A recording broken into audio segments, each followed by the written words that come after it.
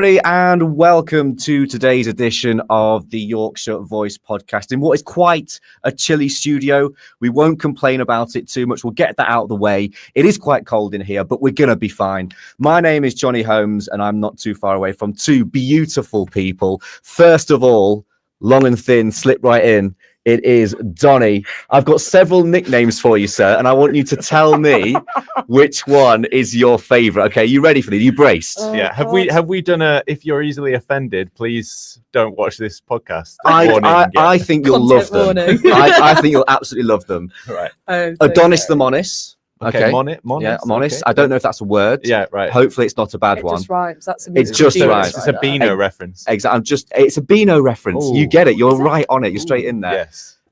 Doncaster Dome. Don. Doncaster Dome, as in Donny Dome. Are you aware of Donny Dome? No, I'm not. No. It's like it's a swimming bath, isn't it, Meg? Are you? Oh, you're asking the wrong girl. I know. I Yeah. know Donnie Darko. Okay. No, Don Corleone. Don Corleone's the next one. You preempted me. Don Corleone. I knew it. I've got Store, Love and Thunder. Rather than Thor, Love and Thunder. Yeah.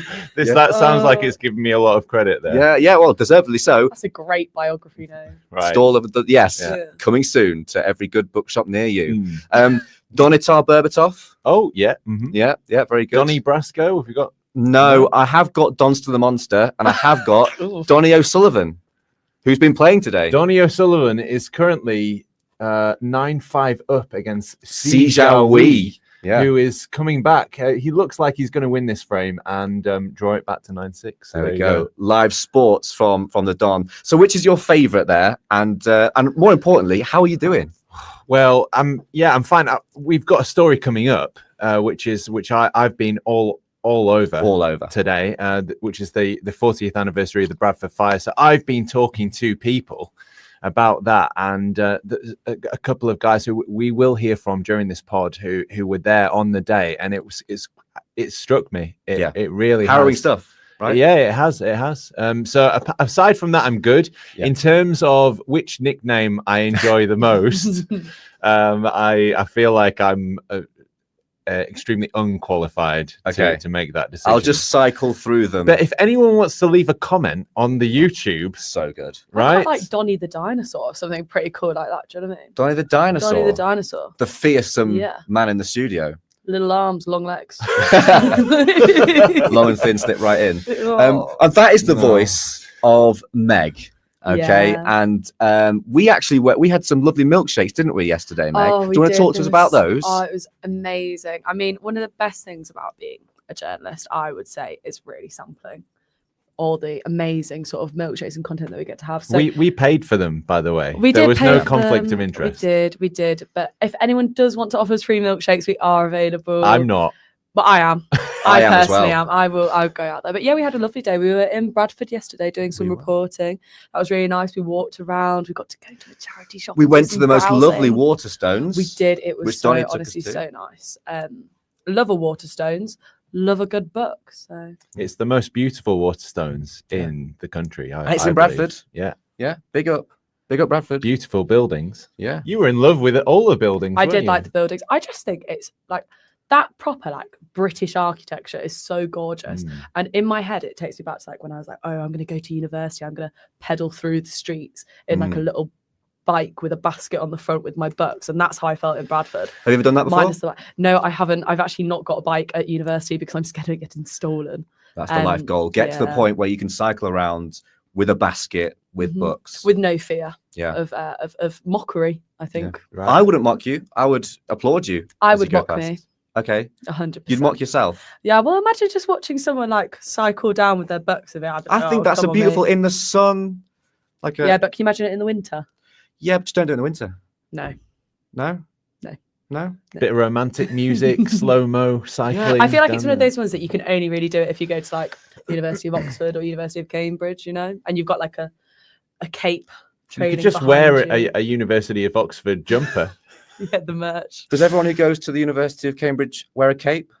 That's just my impression, it's my stereotype. I feel like they row to uni, don't they? Yeah, they must do. There's a lot of that. I know one guy who's graduated from University of Cambridge, and he has a lot of pictures of robes on his Instagram. Robes. I like a robe. Oh yes, on Jermyn Street in London, which is the centre for male fashion. Yeah. There is a shop that sell silk robes, about £2,500. Oh, easy. Yeah, no. I'll just pluck that out of my back pocket. Student loan will cover that, thank you. Yeah, absolutely. Well, what we've been trying to do is cultivate a bit of a jovial, a bit of a light-hearted atmosphere for this intro bit, because as we mentioned briefly, we are going to be getting into some quite heavy subjects. So let's tee that one up. Let's head over to Donny now. As he mentioned, he's going to be covering the 40th anniversary of the Bradford fire, which is a hugely tragic event, which you can tell us all about, Donny. You've got some emotional interviews as well. Take it away. What have you found? Yeah, so firstly, I will give you a content warning. So not for Johnny's jokes, which obviously needed a content warning by themselves, but a content warning for some harrowing first-hand testimony. On the 11th of May, 1985, Bradford City played Lincoln City in a Football League third division match. It was the final home game of the season. There was nothing riding on the outcome. The club were gearing up for a party, though, because the Bantams had won the title the preceding week. The trophy was paraded around the pitch before kickoff. But just before half-time, a still-lit cigarette is thought to be the cause of a blaze that turned a wooden stand into an inferno within minutes and killed 54 Bradford City fans and 2 Lincoln City fans and injured at least 265 others. This year is the 40th anniversary of the fire, and to mark the occasion, we spoke with fans who were there. Bradford's final home game of the season is this Saturday when they play Fleetwood Town, and if they win, they will secure automatic promotion, but they could go up anyway, depending on results. So this story is very relevant for this weekend, and it's very poignant. Firstly, we spoke to Mike Harrison, the editor of the Bradford City fanzine City Gent, who was there on the day with his father and granddad. And I think maybe this is when I couldn't watch anymore. I could see there were like just 2 people just didn't bother moving. They just stayed there. They didn't even bother trying to get out. So you think, well, there's 2 for certain. But even though, I say, we still hoped against hope that everybody got out okay, but obviously they didn't, because, in the end, it was 56 people that died. Over 200 people got badly injured. And, I've got to say that, I was in that stand the week before, and I've been in that stand loads of times. And what happened that day could have happened any time, really. It was just maybe one of those fluke things that just a lot of little things all added up together and caused it. But, as I am asked recently, quite loads of times I get asked to contribute things, and someone said, one of the questions I got asked was, what's your worst memory of watching Bradford City or whatever? And I guess they're asking the question thinking, well, is it a game? Is it a game where we lost badly or whatever? But, unfortunately, you've always got to say May the 11th, 1985, because, like I say, you just, from something to nothing, it turned tragic. And say, you did, as I said earlier on, you just don't think you're going to go to a football game and witness a disaster. Bradford played Lincoln City that day. 52 Lincoln fans went to the ground in a coach. Only 50 returned. One of them was Tony Smith, chairman of the club's fan advisory board. Within about 5 minutes, the whole stand was on fire and people were leaping over the fencing to get onto the pitch. It was that intense. We were stood on the opposite side of the pitch, and we had to turn away from the heat on a regular basis. You just couldn't look at it because of the heat for too long. You don't expect to go to a football match with 52 people on board and return only with 50. I can remember all the Bradford people coming out of their homes. They were in the streets and they were tearful and they were waving us off. It was, I'll never forget that. Hopefully Bradford will get promoted this season, and it'll be quite poignant that in the 40th year anniversary of the fire, Bradford do go back into League One, and we can renew our rivalries with them and catch up with them on a more regular basis. The only legacy you can say from the fire, and what's come out of it, is that football stadia are a lot safer now, and many have had to be rebuilt as a consequence of it. And just some really poignant testimony that that really shook me today, and I'm sure that you'll agree that these are the kinds of stories that really matter and really should be told, especially to young people who have no idea what happened back then. Yeah, 100%. And as Tony touched on, you go to a football match, you know, you wait all week to go and watch your team and cheer them on, and you don't expect such a tragic outcome. And it's so important that we remember that. And also it's really important that, as Tony mentioned, football stadiums have improved. So, you know, less likely to happen now in comparison. And although it's a horrific, tragic event, at least football stadiums moved forward and we don't see, you know, this sort of event repeating itself. And it's really good that the two clubs are closer together and do come together to remember it. And now moving on to another story. This one's quite close to home as well. Very close for us. We're broadcasting from Leeds. And Megan, you've got some information on the attack that occurred in Headingley. Yeah, so I'm sure if you engage with the news and have a look, you've sort of recently heard about what happened on the Otley Run, the famous Otley Run, a really sort of popular bar crawl. Well, there's been a bit more of an update in sort of relation to the attacks that happened, especially to do with the government, because obviously this has been recognised nationally because it's a terrorist attack. It's being treated by counter-terrorism. But basically, Tracy Brabin has recently announced plans to tighten the current laws on crossbow sales after the attempted massacre in Headingley in Leeds, which was obviously on Saturday. The attack did leave 2 women injured, and I believe one of them has now been discharged, and the suspect soon deceased after a self-inflicted injury. A crossbow and a firearm were both found at the scene. This follows actually the Home Office's recent announcement last month that ninja swords will be added to a list of prohibited offensive weapons in England and Wales, and making it harder to possess, manufacture, import or sell them.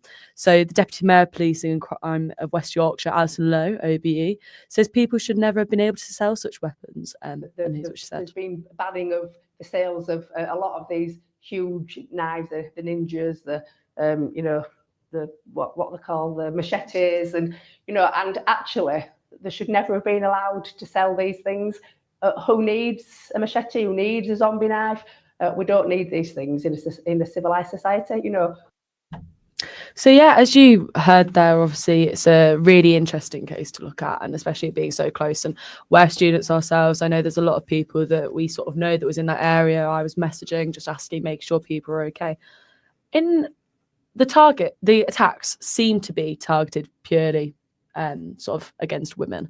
As we looked at his Facebook, things like that came out, the Facebook rumour mill circulated, and it seemed to be a bit of a misogynistic attack.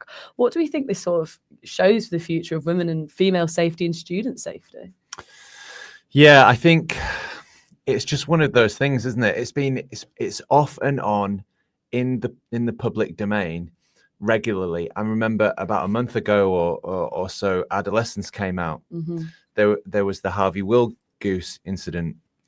You've got figures like Andrew Tate and other people like this who are social media influencers who are, there was that Channel 4 trends report that came out that said that Gen Z trust the BBC as much as social media personalities. That is quite shocking to hear, actually. I think it's a scary world. I think, especially like as a young woman, it's like you kind of think, especially when I was growing up, really gender equality was huge. There was like a really big movement, and it felt like you were really getting somewhere. And I feel like the past 5 years, I don't know whether it's just I've been over 18 now for 5 years, but you're just hearing more and more and more. And obviously it got declared like a national emergency about violence against women. And I think hearing these things is so terrifying as a young woman. It's what can you do? Because that was totally random. And the Facebook algorithm, it posted details of the attack the night before. Yeah. Why was the Facebook algorithm not picking that up? But it can pick up when like Jenny from round the corner says an accidental swear word in her post. Why is that not being picked up and flagged? I think these guys that, is often men, they're at an influential age, or they're lonely, they're disconnected from society in some ways, which has become sort of easier to do because of technology, I think, because you can stay in your little concrete box of an apartment and you can, maybe get everything that you need delivered to your door. You probably don't even need to leave the house or socialize with anyone anymore. And then you've got, social media feedback loops that are feeding you more and more of what you want. So people can get into these rabbit holes, and they can't get out. There's no escape at that point, because it's all you get fed by these algorithms, isn't it? Exactly. So work needs to be done, you would think. Oh, absolutely. Yeah. I mean, there's the online safety bill as well. So all of these subjects that we've been talking about in the last months, knife crime, disillusioned youth, social media trends, how Gen Z are reacting to that. All of those things are like a perfect storm. And I think, if you add this and this and this and this, what does that equal at the end of it? And you get somebody like the guy he's died, hasn't he, now? And so we can talk about it, and we can talk about his Facebook posts, but that is a warning sign to me. When you read that Facebook post, he called it the Otley Road Massacre. Could have been so much worse. It could have been so much worse. And it's so scary, because that area is known for students and young women to be there. Like, he knew that was calculated, it was planned, and it's a fun thing, isn't it? The Otley Run. I mean, and that it's so sad that it's kind of been ruined for like some people like that, and that fear of like, actually now when you're going to that area, like, I've got to be more aware, and I can't now just enjoy myself and have that fun student life that's what everyone loves. And I think it's just so terrifying, and I think it's going to be a really interesting one to watch, and I really hope that the government responds accordingly and local institutions respond accordingly, because at what point have too many women suffered violence at the hands of men, and at what point do we start actually taking it more seriously? Well, I'm glad that it was the counter-terrorism unit that was scrambled. I'm glad that this idea of, maybe this is wrong, but that there was a sense of, if you're brown-skinned or a black person, then you're a terrorist. And if you're a white person, you're a lone warrior or whatever. But the fact that they're treating this as terrorism, I think, is a fantastic sign that they're taking it seriously, because it is a fun thing, the Otley Run, and we're terrified to go do it. And that is, if that isn't terrorism, then I don't know what is. So hopefully. Do you think you'll feel safe going forward if you go on an Otley Run? Megan, yourself, will you feel safe? There's an element of, when you're a young woman and you're going out, there is an element where you always want to be aware, and you want to be surrounded by people who are aware. So that obviously won't change. I think with the Otley Run, hopefully it's just one of those things that you kind of, eventually everyone will move on from it. But I do think it will make you more aware. Like, every time you hear about a new incident against violence against women, which unfortunately is nearly every day, it makes you more and more aware. And we're becoming desensitized, I think, is the issue, because people are once again going out on the Otley Run, jokes are being made on social media, and it's just showing that this is happening so often and not having anything done about it, that young people are becoming desensitized. And obviously, I think if there is anybody out there who, is worried, there are services to contact. There are there's Leeds Women's Aid, for example, and there's also, the police. I mean, they're there to help you. So if anybody is out there listening to this, please get in contact with services if you need to. And keep your wits about you. Keep you 100%. And I'm sure this is a story that is going to rumble on as time goes on. But I think we need to move on to a slightly lighter story now. I think we've had some depth in the show. Some would so call far. This next bit quite painful to listen to. Powerful, serious. Yes, stories segments, and Meg's already given away slightly what she thinks of this one. So we're going to talk about recorders now. So our news editor today is a beautiful darling boy. Now this is the instrument. This is the instrument, not a tape recorder, not a video recorder, not a mini disc recorder. This is the whistly instrument that all parents dread when their child sort of like a flute, isn't it? It's a wind instrument. Yeah. But Meg seems to not like them. I'm already getting a sense of what her opinion is going to be on this one. So yeah, our news editor, he was doing his duty this morning. He was keeping across and monitoring all the bulletins in the Yorkshire area. And he'd heard a story on one of the bulletins this morning about a decline in the amount of people that are playing recorders and the use of recorders in commercial music. And at first I thought, that's an interesting one. I wonder where they plucked that one from. But thinking about it, quite a few classic tunes have featured the use of recorder. So here's a few. All right, tell us about them, Johnny. The Fool on the Hill by the Beatles, which is a brilliant tune. Tune. One of the greatest songs of all time, Stairway to Heaven by Led Zeppelin. Wow. Uses. This isn't my genre of music. No. Well, No. I don't think this is doing much to convince Meg otherwise, is it? When Lizzo starts playing it in her music, then maybe. Well, I'll she's a listen it. flautist, isn't she? She's a She flautist. is, but not too far away. that's a beautiful thing to hear. I think recorder just triggers painful She's a memories. fantastic for me. musician. Yeah, absolutely. Satellite of Love by Lou Reed. If 6 Was 9 by Jimi Hendrix. Ruby Tuesday by the Rolling Stones. That's quite a list. So Meg, we've already had a little bit of your views on it. Do you want to just go in even further on the recorder? I just think it's painful. I mean, obviously it's a lovely idea, but there is nothing in this world that would ever convince me to be a primary school teacher, that being one of them.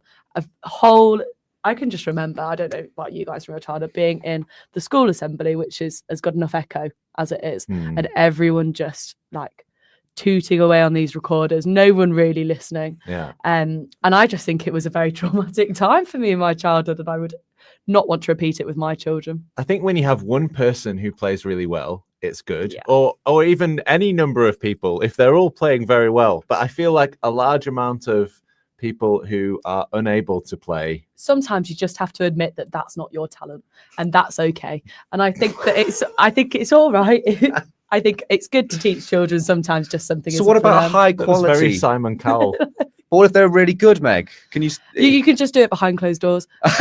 Away from you. I don't need to hear it. We don't need to hear it. I think parents put up with enough, and children can go on and on and on when they come home about irrelevant things, and I don't want to hear it with a sort of a nice tune behind it, or what's going to be a nice tune. Is it better than bad violin playing? Oh, I also wouldn't let my child do violin, so. Or drums? What would you let your I would also children not let do? I would let them play guitar. Right. Maybe singing. In a soundproof room. Yeah, I would really kick them out. Do you know what I mean? It'd be more like go over to your grandparents and do it over there. Be passionate over there. Be about passionate it. away from Yeah, me, yeah. so I don't have to witness Just your not passion. in my zone of peace. I think. To be fair, that worked with for Kurt Cobain, didn't it? To a point. He had to go to his grandparents, and he wrote that that song that's like, "Grandma, take me home." I didn't know that. Well, you learn something new every day. Every day is a school day with Donny. What do you think of the recorder? Has that list of great tunes convinced you either way? I think that children should be encouraged into the arts. I think there should be more funding for the arts. Give them a paintbrush. I think that when this country is at its best, completely agree. That we are leading the world in arts and music and culture. And if you think about the 60s, with the swinging 60s and cool Britannia, Cool Britain, and then in the 90s where it was Britpop. Britpop. Yeah. And so I think when we are absolutely at our peak, that is something that's a fantastic export for us. But we're also adding to the culture of the world, of the globe. So for me, fund the arts, and if that means 20 kids all playing the recorder badly, what then about parents' mental health? Sacrifices have to be made, I'm afraid. There we go. We've got two very differing opinions on the recorder. You don't get a Noel Gallagher for free. No, you don't. You have to go through 20,000 I don't terrible think we need recorder another players. Noel Gallagher. I don't think we do. I think we're good. Is one enough for you, Meg? yeah. I think I'm personally fine with just the one. Well, there you go. What about Noel and Liam as a combo, who are coming back this year? I mean, exciting if you like that sort of stuff. Other gigs are available. Other gigs are available, yes. We're not an Oasis fan channel. I just think we're in a world now with technology. You can just maybe just get the recorder sound on your technology and tune it so it's nice. That would be a really cool way. If my kid was doing that, sick. I don't need you to do it live. Right. So more Stormzy, less Noel. More Stormzy, less Noel. There we go. Well, manifesto. There we go. Megan what a for line. Secretary of Arts, whatever it is. Absolutely. Wow. There we go. Should we talk about the weather? Yeah, go on. Let's talk about the weather. It's quite warm at the moment. Well, not in this room. Not in this studio, no, as we mentioned earlier. Freezing. Yeah, exactly. So we're not getting the full benefit of it right now. But Donny, you're wearing, I guess I was going to say you're wearing coats and jumpers, but it is cold in here. I'm guessing you'll take those off when we get into the nice warm stuff outside. Absolutely. Yeah. I mean, is it the hottest day of the year so far? It feels like it. Outside. I was definitely burning a earlier. heat wave, isn't it? Yeah. You wouldn't know it in here. I mean, this is an ice wave. You know, when you go into one of these corner shops that have a beer beer cave in it, and it's. Does your corner shop have a beer beer cave? cave? It's a walk-in fridge. Is it? Where do you live? What is this? Just I want to A go, beer Donny. I cave? want to go. I want to know. They don't have this in student areas. No, I've never experienced one. I don't think. I'm talking bottle shop. I'm talking beer cave. I'm talking walk-in fridge. Do you know what I mean? No. I know what they are, but I just don't think I've experienced one in the local premiere. If I close my eyes, I could just reach for a cold one right now, because that's the temperature we're talking. There we go. So what you're saying, this feels like a walk-in fridge. Is that? I feel like if I stayed in here too long, Yeah. I might suffer exposure or whatever it's called. We might have like heat shock, when we go outside to how hot Yeah, it is. it'll just strike us. Yeah. Like when you step off the aeroplane and you just landed in Portugal or something, and the heat. That's lovely. That's a lovely moment, though. Johnny, as a natural ginger, are you actually scared for your safety in this sort of weather? No, I thrive. I actually bring it upon myself as a natural ginger to prove that we have the ability to survive in as this a heat. representative for the people of your hair color. Please absolutely. speak on this subject. Well, I put myself forward gladly and willingly, and I think I'm actually worse in cold. Weirdly, I spend more of my time feeling cold. Like I wouldn't be against putting a jacket on if it was like this with a slight breeze. Like I'm a cold man. Are there physiological differences between people who have red hair and brunettes and blondes? I don't know. Like, is there science I've not involved in done this? I don't think any much of us are research. scientists. No. No, I think you're probably asking the wrong people. I would say though, I had a ginger tint and then I bleached my hair, and I'm significantly better in the sun now. So, is that not just mental? So Is that I think I've just started psychological. I've started wearing sun cream every day. Right. Yeah. Does that make you strawberry blonde? No. Because I've always wondered, because I've heard that phrase before, but Yeah. Auburn. I don't think, I'm Auburn, not sure I've strawberry seen one in the wild. No. Well, what am I? don't Am I exist. pure ginger to you, Donny? Would you see me and go, "That is a ginger"? Oh yeah. I see you as one of the As a person, not a hair excellent colour. human beings that I've met in my Oh, Donny. Thank you so much. Shall we like move towards the end now and just leave it on that, so I can go home with my ego feeling good, feeling stroked, feeling powerful. Speaking of feeling powerful, people, now we've had quite a lot of depth in the show today, but this hot weather does give us a glimmer of optimism as we head toward what I'm sure will be a bright and prosperous future. This world can feel bleak at times, and the tide of dark tidings can lap incessantly at your doorstep. But summer is on the way. Spring has kissed you with her grace, and onwards we go into the sun as it beckons us on with open arms. Vincero!